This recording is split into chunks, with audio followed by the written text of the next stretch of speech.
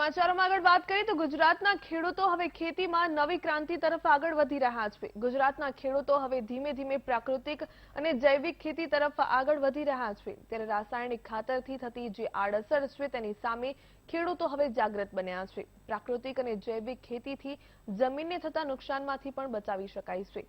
ખેડૂતોમાં ક્યાંથી આવી જાગૃતિ અને કેવી રીતે થાય છે પ્રાકૃતિક અને જૈવિક ખેતી, જોઈએ આ રિપોર્ટમાં।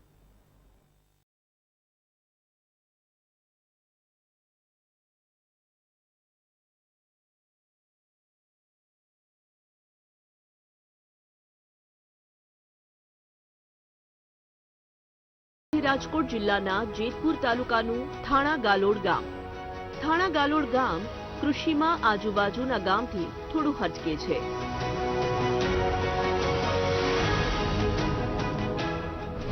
આ ગામ વર્તમાન સમયની રાસાયણિક ખેતીથી થોડી હટકે ખેતી કરી રહ્યું છે, જેને તમે જૈવિક ક્રાંતિ પણ કહી શકો છો। સાદી ભાષામાં આપણે તેને પ્રાકૃતિક ખેતી પણ કહીએ છીએ।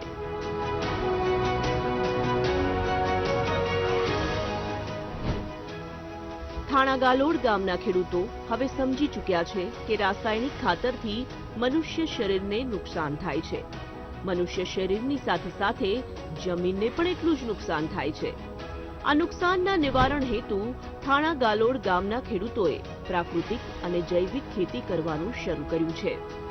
પ્રાકૃતિક અને જૈવિક ખેતીથી જમીનમાં ફળદ્રુપતા વધે છે, સાથે ગુણવત્તાસભર પાકો પણ લઈ શકાય છે।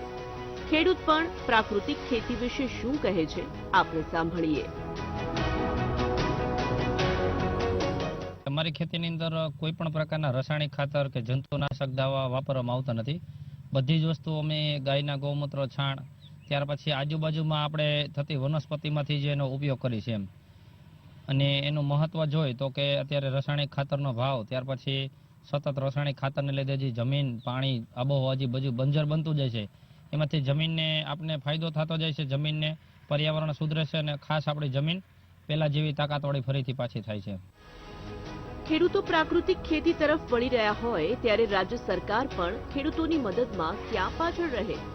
રાજ્ય સરકાર તરફથી પણ ખેડૂતોને પ્રોત્સાહન આપવામાં આવે છે। આ માટે ખેડૂતો પૂરતું માર્ગદર્શન મળી રહે। સરકારની પ્રોત્સાહક નીતિને કારણે ખેડૂતો પણ પ્રાકૃતિક ખેતી તરફ આગળ વધી રહ્યા છે।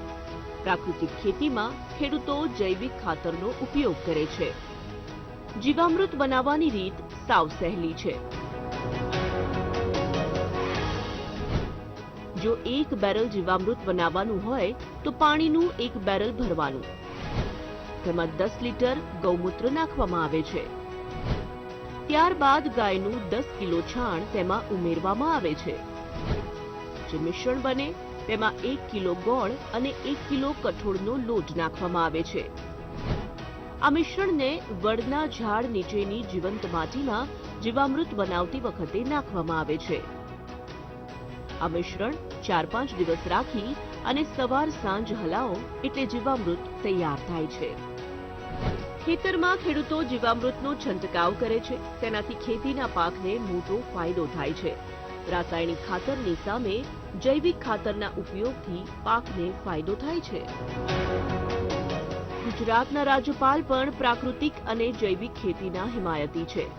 તેઓ પણ વારંવાર ખેડૂતો સાથે પ્રાકૃતિક અને જૈવિક ખેતી માટે વાતચીત કરે છે।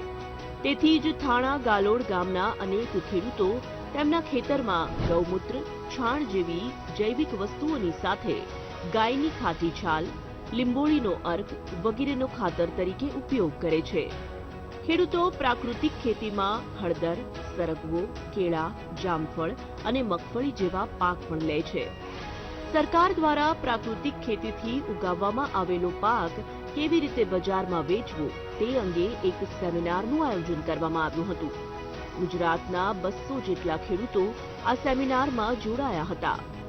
સરકાર દ્વારા પ્રાકૃતિક ખેતી કેવી રીતે કરવી, પાકને મૂલ્યવર્ધિત કેવી રીતે બનાવવો, પાકનું વેચાણ કેવી રીતે કરવું તે અંગે વિસ્તૃત માર્ગદર્શન આપવામાં આવ્યું હતું।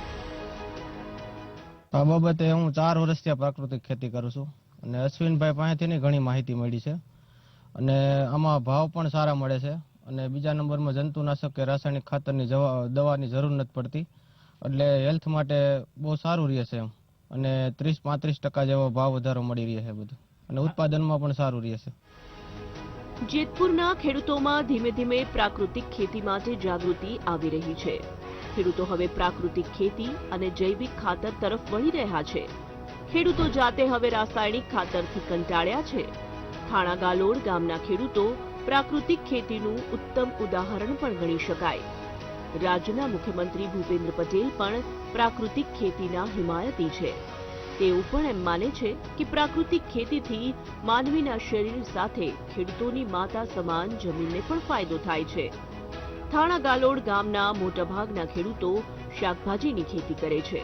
ગામમાં આશરે 34 જેટલા અલગ અલગ શાકભાજીનું વાવેતર થાય છે. સંપૂર્ણ ઓર્ગેનિક ખાતરથી તૈયાર કરવામાં આવેલા પાકનો ખેડૂતોને ભાવ પણ સારો મળે છે.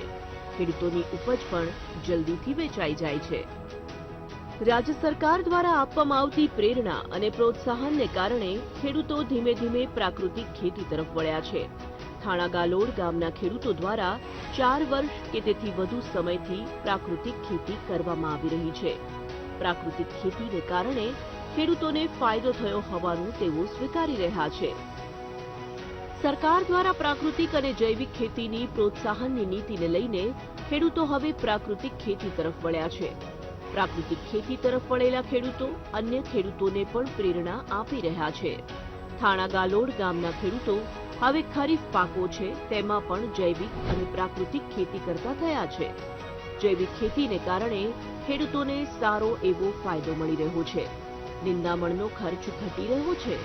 ઉત્પાદનની ક્ષમતામાં પણ પહેલા કરતા 30 થી 35% વધારો થયો છે. પાકની ઉત્પાદન ક્ષમતા વધતા સ્વાભાવિકપણે ખેડૂતોને ફાયદો થઈ રહ્યો છે. છેલ્લા 3 થી 4 વર્ષથી અમે પ્રાકૃતિક ખેતી કરીએ છીએ. એમાં મગફળીનું વાવેતર કરી, ઘઉંનું વાવેતર કરી, અને ખાસ કરીને એમાં જે વસ્તુ ઉત્પાદન જે ક્ષમતા છે પહેલા કરતા રાસાયણિક ખાતર કરતા લગભગ 30 થી 35% સુધારો જોવા મળ્યો છે. જમીનમાં પણ સારો સુધારો જોવા મળ્યો છે. અને મગફળીમાં ખાસ કરીને આ જીવામૃતની બધો ઉપયોગ કરવાથી ગૌમૂત્રનું છાશ, ખાટી છાશ, જીવામૃતનો ઉપયોગ કરવામાં આવે છે, એનું રિઝલ્ટ બહુ સારું મળે છે. સરકાર દ્વારા જૈવિક અને પ્રાકૃતિક ખેતીને સતત પ્રોત્સાહન આપવામાં આવી રહ્યું છે, જે સમાજ અને ખેડૂતો માટે ખૂબ જ સારી વાત છે. ત્યારે રાસાયણિક ખાતરના પ્રભાવમાંથી બહાર આવી ખેડૂતો પ્રાકૃતિક ખાતર તરફ વળે એ જરૂરી છે.